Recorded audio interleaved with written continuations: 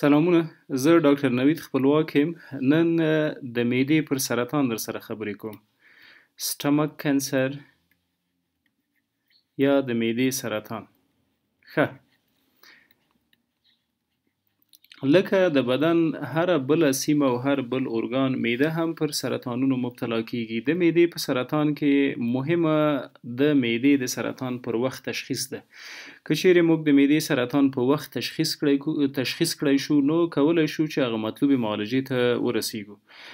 د مثال په توګه دا یوه سرطاني کتله ده یا مالګننټ مس.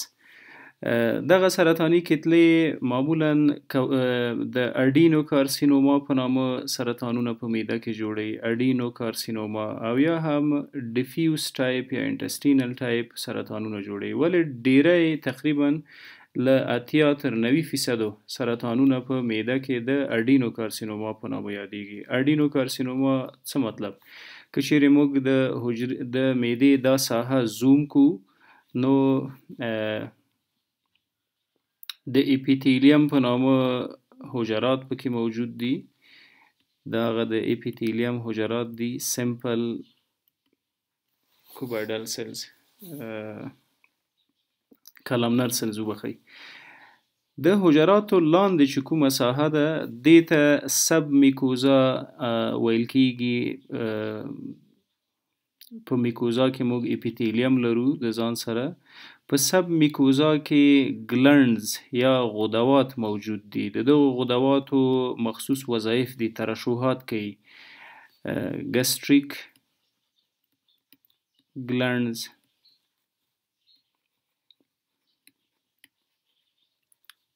که سپیسیفیک وغږیږو نو میکوزل ګلنډ هم ورته ویل کیږي. میکوزل ګلنډز یعنی په میکوزا کې چې کوم غدوات موجود دي. اډینو معنا غده، کارسینوما د دغه حجراتو سرطانونه. درست؟ اډینو غده او کارسینوما د اپیتیلیل حجراتو سرطانونه. یعنی دغه غدوات سرطاني کیږي سره له دې چې دغه حجرات په سرطان مبتلا کیږي. میکوزل ګلنډز. ښه، که چیرې په اډینو کارسینوما باندې مریض مبتلا وي، لومړی باید پکې نښې نښانې ارزیابي کړو. ساین سیمټمز. هغه څوک چې په سرطانونو باندې مبتلا دي، پکې نښې نښانې ځکه مهمې دي چې که چیرې په وخت باندې موږ دغه نښې نښانې وپیژنو، ارزیابي یې کړو، په لومړیو سټیجونو کې سرطان تشخیص کړو، نو د مریض معالجه ممکن ده کیږي. که چیرې سرطان دریم او څلورم سټیج ته ورسېده، په هغې صورت کې بیا د ژوندي پاتې کېدو چانس ډیر کم ده. تر ټولو مهمه نښه په دغه مریضانو کې د وزن کمیدل دي، ویټ لاس. دا مریضان ډیر ځل خپل وزن لاسه ورکوي. که تاسو په 2-3 میاشتو کې لسګونه او 15 کیلو یا تر هغې زیات وزن لاسه ورکړی، نو د بدن یو مکمل چکاپ، خصوصا د معدې یو چکاپ مکمل کوئ سره. د دې ترڅنګ بله مهمه نښه چې د معدې په سرطانونو کې لیدل کیږي، هغه انیمیا اف کرونیک ډیزیز یا کمخوني ده.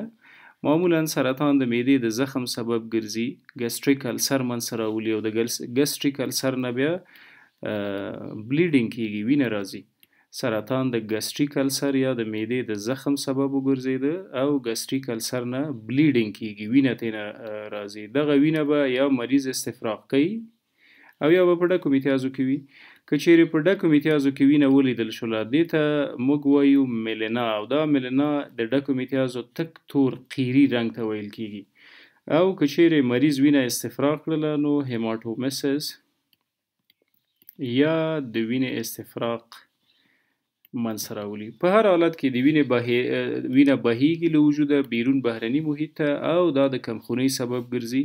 نو د ویټ لاس او د کمخونۍ ترڅنګ بل څه چې ډیر مهم په مریض کې دی، هغه ډسپپسیا او انډایجسشن ده. ډسپپسیا جمع انډایجسشن. ګوره، د معدې وظیفه د هضم منځته راوستل دي او د هضم د پروسې مدیریت ده. که چیرې خپله معده په وژونکي سرطاني تکلیف مبتلا وي، نو مسلما وزن به منځته نه راځي، هضم به منځته نه راځي. ډسپپسیا سوی هاضمه، انډایجسشن د هضم نه کېدل. په دې صورت کې څه پیښیږي؟ لومړنۍ نښه چې مریضان احساس کوي ګسټروپیرسس یا د معدې د عضلاتو نه حرکت. څنګه پوهیږو؟ دغه مریضان چې کله ډوډۍ وخوري، نو اتومات ډوډۍ پر معده بوج کیږي خواړه پر معده بوج کیږي خواړه پر معده بوج وي پر معده بوج شي بوج یا ګاستروپیریسس. د دې ترڅنګ په سرطانونو کې بل څه چې ډیر مهمه دي هغه میټاستاسیس یا د وجود نورو سیمو ته د سرایت او د انتقال توان ده یا تښتیدل دي. که چیرې میټاستاسیس منځته راغی نو معنا دا چې ټیومر په دویم او دریم سټیجونو کې د ټیومر یا دغه سرطان په ورو ورو د سټیج د جګیدو سره معالجه هم متزلزله کیږي او بالاخره د غلطو نتایجو سره مخ کیږي. که چیرې یو څوک په سرطان مبتلا وي تشخیص یې څنګه باید وکړو؟ تر ټولو مهمه له تشخیص وړاندې باید ولاړ شو علتونو ته ایټیالوژي یا علتونه څه دي چې یو څوک په سرطان باندې مبتلا کیږي. ایټیالوژي اف کینسر دوه ډوله علتونه په نښه کولی شو جینیټکس یا ارثي او انوایرمنټل یا محیطي انوایرمنټل یا محیطي یعنی ځینې د خطر فاکتورونه موږ له خپلو والدینو په ارث اخیستي دي او ځینې د خطر فاکتورونه په محیط کې موجود دي چې د خپلې تنبلۍ او ناراستۍ د وجې هغه نه برطرفه کوو بالاخره په سرطان مبتلا کوي. جینیټکس څه معنا؟ که چیرې په پلار او مور او په تیرو پرګنیو کې د معدې سرطان موجود وو نو په کورنیو کې دغه سرطانونه تکراریږي. که چیرې موږ هغه محیطي فاکتورونه ورته له منځه ونیسو. کوم دي محیطي فاکتورونه؟ یو یې د سموکینګ سګرټ څکونه د تمباکو څکونه د سرطانونو لپاره لومړنی څرک ده په وجود کې. همدا رقم ګستریک السر یا د معدې زخم که چیرې موجود وي او موږ دا زخم معالجه نکو تداوی نکو نو بالاخره پر سرطان تبدیلیږي. دغه زخمونو علت څه ده؟ تقریبا 95% د معدې زخمونه د یو میکروب په واسطه منځته راځي چې هغه ته اچ پایلوري ویل کیږي. اچ پایلوري که چیرې اچ پایلوري مثبت وي او په وجود کې نښې نښانې ولرو باید معالجه یې کړو. ولې که چیرې اچ پایلوري مثبت وي اما نښې نښانې ونه لرو په هغې صورت کې نننی عصري طبابت د انټي بیوټیکو د خوراک اجازه نه ورکوي. یعنې په هغې صورت کې باید موږ معالجه ونه کړو منتظر شو چې علایم شته که نه. ځکه په ټوله نړۍ کې تقریبا له 50% ډیر انسانان دي چې هغه اچ پایلوري لري او په دوی کې یوازې 2% د معالجې وړ دي. دا 2% څوک دي؟ هغوی چې د معدې زخم ورسره لري. یعنې اچ پایلوري د ګستریک السر یا د معدې د زخم سبب ګرځېدلی وي. دغه ګستریک السر باید برطرفه کړو کنې د سرطان سبب ګرځي. په محیط کې ځینې نور سرغړونې چې هغه د سرطانونو سبب ګرځي هغه سیډنټري لایف سټایل ده. سیډنټري لایف سټایل څه ته وایي؟ سیډنټري لایف سټایل یعنې وخوره وسکه او سمله، نه ورزش پکې موجود وي او نه د فزیکي فعالیت کم څرک په دې وجودونو کې لیدل کیږي. همدا ده چې بالاخره ورو ورو د سرطانونو لپاره زمینه مساعد کوي. کرلینګ السرز د وخت په تیریدو د معدې د سرطان سبب ګرځي. کرلینګ السر څه معنا؟ یو څوک مثلا د خودکشۍ قصد لري هغه تیزاب خوري.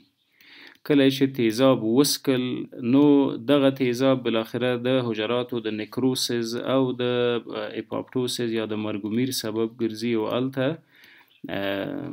یو نښه د کرلینګ په نامه پرېږدي او دغه کرلینګ السر بالاخره د وخت په تیریدو د سرطانونو سبب ګرځي. نیکروسز او اپاپټوسز د حجراتو مرګومیر ته وایي. راځو مستقیما تشخیص ته. که چیرې د خطر علایم موجود وي او ورسره په نښې نښانو کې هم سوی عازمه وي، د ډوډۍ بوج کېدل دي، د وزن د لاسه ورکول دي او همدا رقم د اشتها نشتون او مریض له ورایه ښکاري زیړ پیړ وضعیت وي، یعنې له رویته ښکاري چې دی په سرطان مبتلا ده. د تشخیص دپاره مهمه څه دي؟ ډایګنوسز څنګه باید وکړو؟ وښیي یو حرف کم شو. په هر حال د ډایګنوسز یا د تشخیص لپاره نن سبا ډېرې ښې طبي موډلټۍ او پرمختیاوې د طب په خدمت کې دي. انډاسکوپي کول ډیره مهمه ده. انډاسکوپ څه ته وایي؟ یوه کامره ده په یو پیپ کې وصل ده او دا باید د ډاکټر په واسطه په ډیره په ډیر ظرافت راشي او په ډیر ځیرکۍ معدې ته تر څو موږ معده پې باندې وګورو چې دا سرطان په کوم ځای کې ده، په کوم دیوال کې ده، سایز یې څونه ده، آیا وینه ترې بهیږي که نه. او بعد له هغې باید ترېنه بایوپسي سمپل واخلو، ټیشو سمپل یا بایوپسي باید ترېنه وکړو. بایوپسي څه ته وایي؟ ګورئ دغه یو سرطاني حجره ده، دغه یو سرطاني کتله ده، موږ راغلو د دې سرطاني کتلې نه مو سمپل یا بایوپسي واخیستله، درست؟ دغه بایوپسي به د بل ډاکټر په واسطه باندې مطالعه کوو چې هغه ته هیستوپیتالوژیست وایي او دوی ثابتوي چې آیا په دې کتله کې حجرات سرطاني دي که نه. بیناین او مالګننټ دوه سرطانونه دي، خوشخیم و بدخیم یا موزر و غیر موزر. په معده کې بیناین سرطانونه یا غیر موزر سرطانونه ډیر کم لیدل کیږي. تقریبا هر کتله د معدې وژونکې کتله ده یا مالګنن کتله ده. دا د مایکروسکوپ لاندې باید وکتل شي چې په دغه غدواتو کې څه بدلون لیدل شوی ده او د اپیتیلیل په دې حجراتو کې څه بدلون لیدل شوی ده. دغه بدلونونه د سرطان د موجودیت تثبیت کوونکي دي. د معالجې لپاره دوه ډوله معالجه لرو، درست؟ ټریټمنټ یا معالجه اخلو، په دوو برخو یې ویشو. یوې ده د طبي موادو یا د ضد د سرطان له درملو استفاده کول دي، انټي کینسر میډیکیشنز یا انټي کینسر تراپي یا ځینې کیموتراپي هم ورته وایي، کیموتراپي. دغه کیموتراپي مخصوص واکسینونه دي چې د هر سرطان لپاره په هفته کې یو ځل یا په میاشت کې یو ځل د ډاکټر په مشوره کارول کیږي. بله یې جراحي ده، سرجیکل ټریټمنټ. په سرجیکل ټریټمنټ کې څه کیږي؟ موږ مستقیما مس ریسکشن کوو، کوم ځای کې چې سرطاني کتله وي هغه سرطاني کتله له وجود نه وباسو. د معدې په خصوص کې که چیرې دلته معده سرطاني وي نو دومره معده کټ کیږي او دا ساحه یې راځي د داسې وسلوو ورسره چې دې ته ویپل جراحي وایي. د ویپل په واسطه لومړی ویپل یو عالم او دا پروسیجر سرته رسولی و. په ننني عصري طبابت کې بله موډلټي چې د انسانانو په خدمت کې ده هغه د اټومي شعاعونو استفاده کول دي، ریډیو تراپي. که چیرې سرطاني حجرات په ساحه کې موجود وي له جراحۍ پاتې شوي نو هغه کولی شي چې په اټومي شعاع باندې موږ له منځه ویسو او د سرطان له شره خلاص شو. ګرچې د معدې سرطان وژونکی سرطان ده، په لومړنیو سټیجونو کې یو څه ښه وي د جراحۍ او د کیموتراپۍ په واسطه مهار کیږي، ولې په آخري سټیجونو کې متاسفانه لاعلاجه بخش ته ورځي او په هغه صورت کې ډاکټر، طبیب او درمل ډیره مرسته نشي کولی. مننه.